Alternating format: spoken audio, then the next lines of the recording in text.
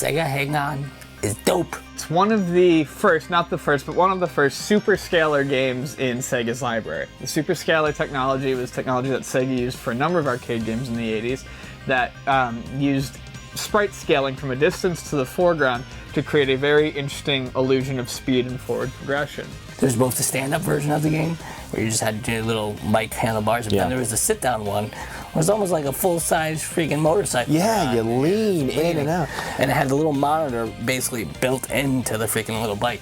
I mean, it was a more interactive experience than just moving a joystick. I played it on the Sega Master System at home. It just wasn't as good, but it was pretty cool. I liked the music and the explosions when you hit anything, because you blow up just like in real life. Yeah, Yu Suzuki, one of the first of the games that he put out that had that really immersive element to it. Definitely a great way for Sega to try out new things with this technology that they were working on, and better things would definitely come from it. Re-experience the mind unbounded. Amiga, the first personal computer that gives you a creative edge. The Amiga was a series of computers that were launched beginning in '85 by Commodore that they're just personal computers. The package you got in the Amiga for the money was really great with the sound and its graphical capabilities, which means that it immediately became a very popular platform for video games. It was a custom chipset made for it, and it produced some really high quality home computer games. I mean, the difference between what the consoles could do and the computers can do was expanding.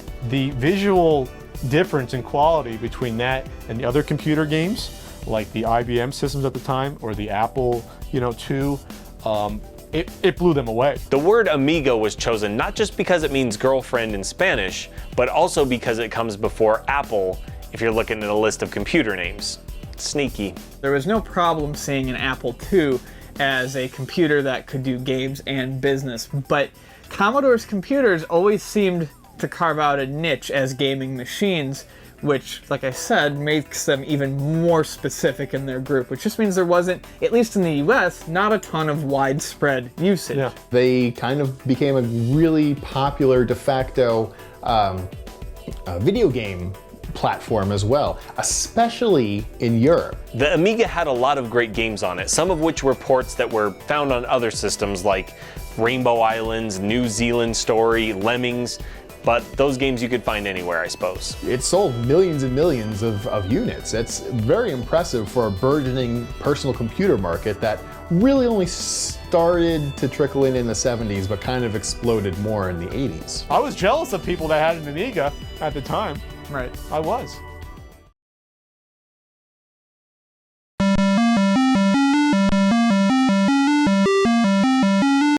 Where in the world is Carmen Sandiego was an educational adventure game, really.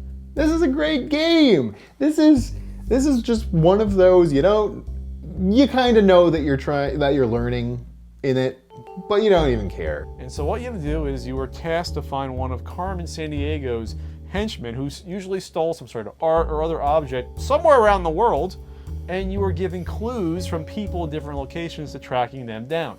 It really made you want to learn as a kid, It was one of those edutainment games. Yeah, it was actually fun to be involved with it. It was kind of like Where's Waldo, except using geography. Of course, I was a kid and didn't know anything about the world, so Carmen Sandiego was really hard. It changed up every time. Every time you played, it would kind of randomize what artifact got stolen, who stole it, where it was stolen, so that the game never really got old. As an educational game, it wasn't just doing math or numbers or history quizzes. You learned stuff about the locations, but the game always stayed intriguing. So they would give you a clue like, oh, the criminal had this sort of flag on him, had these colors, I wonder where he went next. So you as a kid had to figure out, oh, this country has these colors in its flag, so I'm gonna go there. So in a way, it was teaching you geography, things about culture, but you didn't really know that as a kid. It was more like, hey, I'm playing an adventure game, I'm getting away with playing a game at school. How's this happening? This is one of those games that you would just, whenever you got your work done in the computer lab in elementary school in the 80s, you'd ask the teacher if you could have a little bit of downtime, and you go into the floppy disk container open it up, and you hope that Carmen Sandiego wasn't taken because you wanted to catch that crook and put him or her in the jail. So kids, you too can begin to play Carmen Sandiego today and learn all about geography. You too can learn about Yugoslavia and West Germany and the USSR.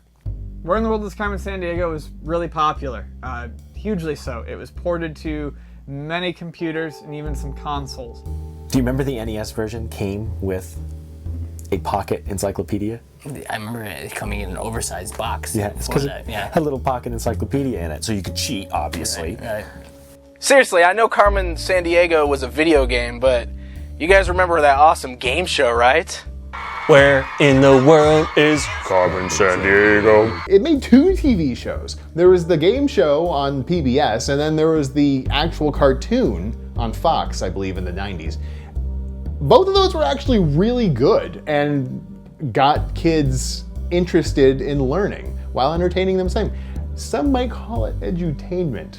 One of a lot of good educational games that really worked, and they found the hook, and they started to come out a little bit more often on these computer platforms.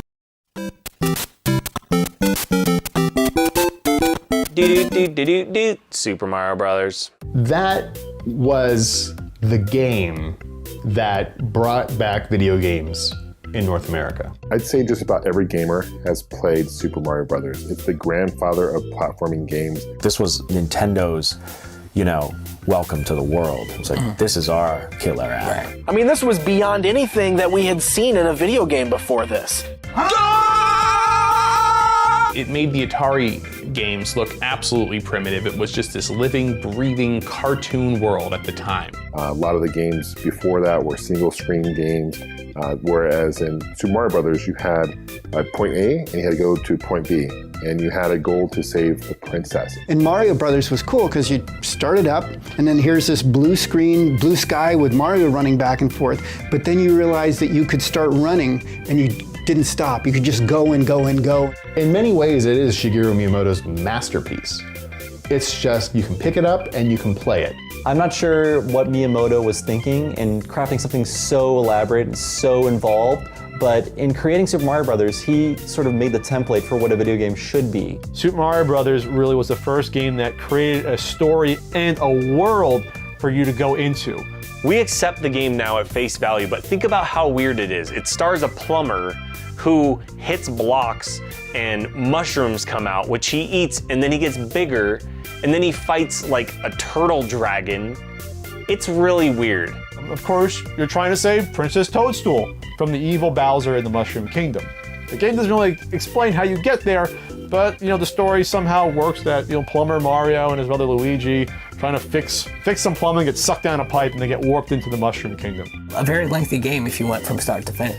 And most games were, fairly quick games at that time, and you can beat them in a couple minutes. Going through that game, dude, like freaking the 8th world, dude, the game's not hard. When you're 7, it's hard. So many people take for granted about this game today is what made it the ultimate video game playground when it came out. There was just so much to play with and toy with. And it basically stated, okay, video games, they need to be long, they need to have secrets, they need to get people talking. We're talking some levels are underwater, some levels are at night, some were in the clouds, some were over a bridge, and some were actually in castle dungeons. You get to the end of that first castle, you got that weird mushroom guy standing there. Sorry, Mario, the princess is in another castle. All right, jerk, show me where the next castle is. By reusing assets, it makes a very colorful and inviting world. I mean, look closely. You got the clouds. They actually look like the little trees in the background. They're just a different color. The controls were so precise and really took advantage of the new control D-pad that Nintendo was trying to push out there, and it really showed it off. Hidden rooms. Yeah, you went down pipes into the underground. You found beanstalks that took you up, and you felt like everything, when you first saw it, you were the first to discover it, as if like, this is hidden. The game actively encouraged exploration. It encouraged you to say, what does happen if I break this brick and jump up through the ceiling?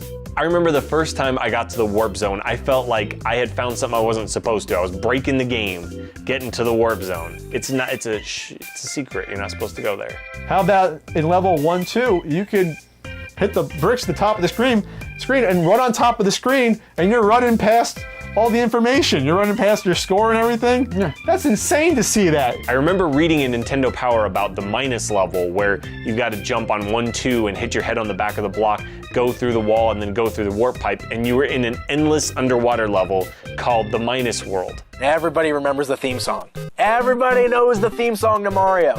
Even Grandma probably knows the theme song to Mario. If I go doo-doo-doo-doo-doo-doo, or even knock, people know exactly what that is. That's how recognizable it is. This game was a system seller. Yeah. You know, it's one of the best system sellers in the history of video games. To this day, Super Mario Bros.